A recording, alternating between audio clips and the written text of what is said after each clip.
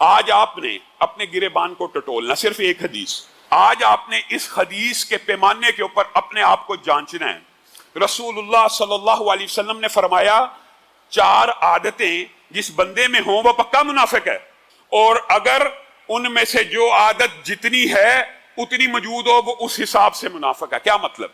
آپ 100 نمبر لگا لیجئے اور اپنے آپ کو خود نمبر دیتے جائیے، میں 10% منافقت کی سٹیج پہ ہوں، 20% پہ ہوں، میرے اندر نفاق 30% ہے، 40 ہے، 50 ہے۔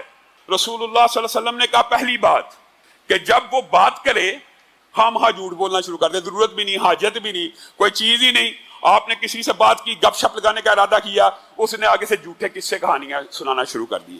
جس کے اندر یہ عادت ہے اس کے اندر 25% منافقت کی خصلت موجود ہے، آج ہی چھوڑنے کا عہد کرے۔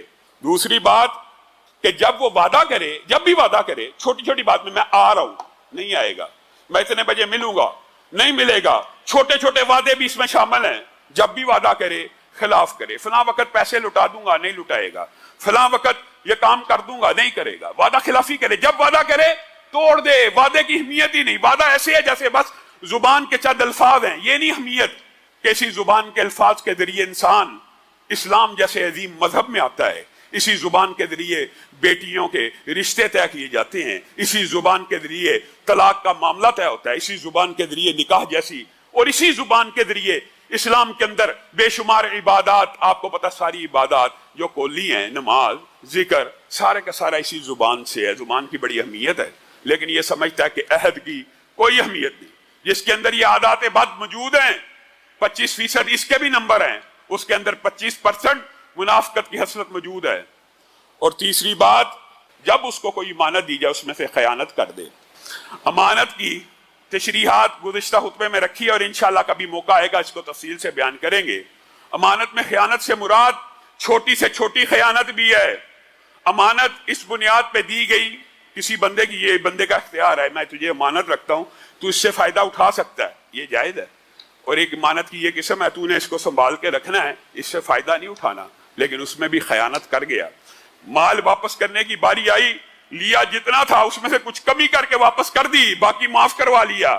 اگر بندہ اگلا کر دے تو کوئی حرج نہیں ہے، لیکن جب بھی امانت دی گئی، یہ بات بھی یاد رکھیں، امانت صرف مال کی نہیں ہوتی، یہ بات میری امانت رکھ لینا اور آپ ابھی نکلے نہیں، اس نے فوری کی فوری خیانت کر دی، آپ کی بات آؤٹ کر دی، یہ بھی امانت میں خیانت ہے۔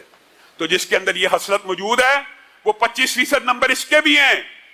اور اگر آخری جو منافقت کی اور نفاق کی نشانی بندوں میں ہوتی ہے، رسول اللہ صلی اللہ علیہ وسلم نے فرمایا جب لڑائی کرے، لڑائی کا ہو جانا، اختلاف کا پیدا ہو جانا، یہ مسلمانوں کے مابین بھی چمبے کی بات نہیں، انسانی فطرت ہے، انسانی طبائیں ہیں۔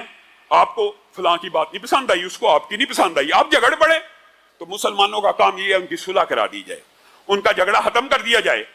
لیکن نفاق کی ایک نشانی یہ ہوتی ہے کہ جھگڑا ہو گیا، کوئی بڑی بات نہیں، جھگڑا ہو جاتا ہے، جھگڑا ولی اللہ کا بھی آپس میں ہو سکتا ہے، اولیاء اللہ کا بھی آپس میں ہو سکتا ہے، صحابہ کا ہو سکتا ہے، لیکن جو نفاق کی نشانی ہے وہ کیا ہے؟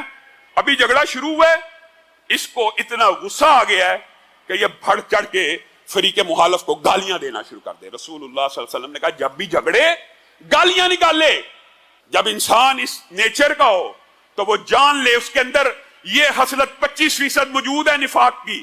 اس کا نقصان الگ ہے کہ گالی نکالنے کے بعد صلح کا امکان کم سے کم ہو جاتا ہے۔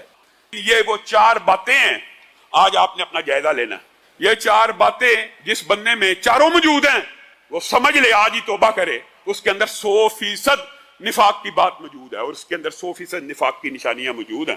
جس کے اندر 1 ہے اس کے اندر 25% ہے، جس میں 2 ہے 50% ہے، اور 1 میں سے بھی محدثین نے کوئی کسر نہیں چھوڑی آپ کو سمجھانے میں۔ اس 1 خصلت میں سے بھی اگر 50% تیرے اندر موجود ہے، یعنی کبھی ہوتا ہے کبھی نہیں، تو بھی اپنے آپ کو نمبر دے اور اس حدیث کے مطابق اپنے آپ کو جانچ لے، پہچان لے